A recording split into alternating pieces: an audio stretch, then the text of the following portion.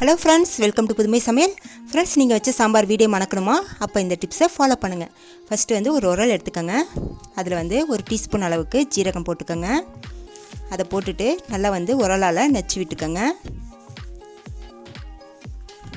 அதுக்கப்புறம் அது கூடவே ஒரு 4-5 பூண்டு பற்கள் சேர்த்துக்கலாம்.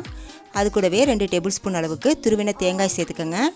இது மூணுத்தையும் நல்லா உரலில் போட்டு மசிச்சு எடுத்துக்கோங்க. உங்களால் எந்த அளவுக்கு மசிக்க முடியுமோ அந்த அளவுக்கு மசிச்சு எடுத்துக்கோங்க. இதுதான் நம்ம சாம்பாருக்கு ரொம்ப வாசத்தை கொடுக்கக்கூடியது. இது மசிக்கும் போதே ஒரு நல்ல ஃப்ளேவர் வரும். இப்போ இதை தனியாக ஒரு பிளேட்டில் எடுத்து வச்சுக்கலாம். இப்போ நான் சாம்பார் வச்சு ஸ்டவ் ஆஃப் பண்ணிட்டேன். இப்போ அதை ஓப்பன் பண்ணிவிட்டு ஒரு தடவை சாம்பாரை கலந்து விட்டுருங்க.